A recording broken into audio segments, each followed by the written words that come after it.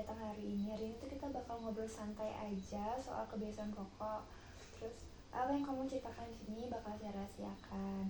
Jadi kamu bisa cerita apa diintimidasi. Kamu pasti udah sering kan dengar merokok itu nggak baik. Ya, benar. Tapi sebenarnya seberapa sering kamu dapat penjelasan jelas soal apa aja efeknya buat kamu sendiri? Itu dia pernah dengar sebelumnya. Sebenarnya merokok itu bisa berdampak langsung ke tubuh kamu.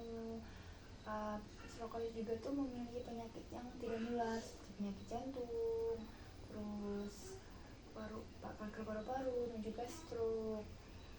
Nah karena rokok itu tuh mengandung zat adiktif bernama nikotin yang bikin kamu tuh ketagihan, dan itu tuh nggak sehat buat kamu. Dan kita juga sering lupa bahwa perokok pasif itu juga tuh terkena dampaknya dan bahkan lebih parah dari yang pengguna aktifnya. Tapi kamu jangan sedih dulu. Kalau kamu berhenti sekarang juga tubuh kamu tuh bisa pulih jadi lebih cepat. Karena dua menit pertama itu jantungnya tuh udah mulai mendeteksi gitu. Lalu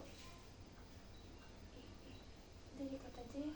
Jadi begitu kamu tuh berhenti merokok, tubuh akan mulai memperbaiki dirinya sendiri. Dalam 20 menit setelah berhenti, detak jantung dan tekanan darah itu mulai menurun. Dalam waktu 2 minggu hingga 3 bulan, siklus darah membaik dan fungsi paru-paru itu meningkat. Dan selama 1 tahun kakak berhenti merokok, penyakit jantung koroner itu turun hingga setengahnya. Tuh, terus sekarang saya ingin bertanya, sebenarnya bisa diceritakan sedikit nggak kapan sih awalnya kakak itu merokok dan kenapa gitu coba-coba ke merokok itu? Awal sejak SMA sih ikut teman-teman. Kalau boleh tahu nih, apa yang membuat kakak tuh merokok gitu? Hal apa aja yang membuat kakak merokok? Stres, lagi pusing, lagi kesendirian biasanya.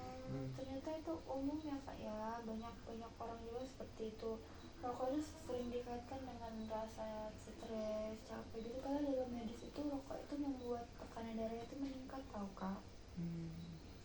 Tapi saya ngerti kadang kita tuh kayak susah gitu mencari pengganti untuk kebiasaan sudah berlangsung lama gitu, langsung intim gitu ya kak. Setelah apakah kakak tuh pernah berpikir untuk berhenti, dan kenapa gitu buat berhenti merokok? Pasti ya pengen lah berhenti karena mau apa ya, pasti benar ingin mau berhenti ngerokok karena bagus untuk tubuh juga, untuk orang lain juga. Iya banyak sih kakak nggak sendirian, banyak orang yang seperti itu. Tapi yang penting adalah niat, karena kakak sudah ada niat, itu hal yang sangat baik. Itu adalah satu langkah lebih maju karena kakak sudah berniat untuk berhenti merokok. Dan kalau boleh saya tanya nih, dari skala 1 sampai 10, berapa nilai untuk kakak tuh niat ingin berhenti merokok? Mungkin 8 dari 10 sih kak. Itu angka yang tinggi sih kak ya. Kakak tuh memiliki tuh motivasi yang kuat berarti. Apa yang membuat angka itu belum menjadi 10 gitu? Mungkin sangat sulit sih untuk berhenti yang merokok itu. Iya sih, itu wajar lah, apalagi kalau sering nongkrong gitu ya, suka ngeliat teman-temannya. Benar itu. Jadi kita dapat membuat rencana cara menghadapi siklus tersebut ya kak. Berdasarkan pembicaraan kita nih kak, jadi uh, saya yakin kakak itu punya motivasi yang kuat untuk berhenti merokok kan. Apakah kakak tuh siap membuat jadwal atau membuat rencana berhenti merokok? Siap, sangat siap sih. Jadi langkah pertamanya itu kita tuh membuat tanggal berhenti. Misalnya 7 hari setelah konseling ini kita membuat jadwal, contohnya seperti Selasa depan seperti itu. Kemudian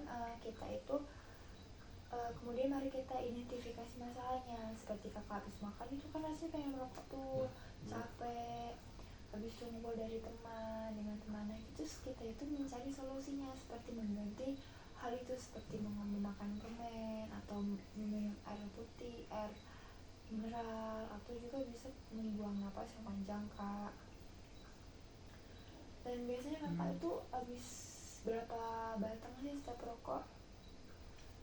Itu sehari apa seberapa Ya lamanya kak? sehari itu berapa batang per hari biasanya? Per hari mungkin ada 12 batang. Kan tadi kita udah, jadi kan kita udah buat tanggal, jadi sebelum kita tanggal itu kamu itu bisa ngeluarin jumlah rokoknya. Misalkan tadi kan bisa sampai 10 atau gitu, dikurangin jadi 5 atau 3 jadi 3. Kita juga tuh bisa buat daftar pemicunya, kamu kapan biasanya merokok. Itu bisa juga tuh bisa bantu pantau dan dampingi kamu lewat pertemuan selanjutnya. Kita bisa ngobrol setiap minggunya untuk cari progres lebih lanjutnya seperti itu kak. Kalau kamu butuh kami juga, kita ada brosur agar bisa menghubungi saya secara langsung begitu kak. Oke, jadi sekian pembicaraan kita kak. Kita bisa bertemu di sesi selanjutnya.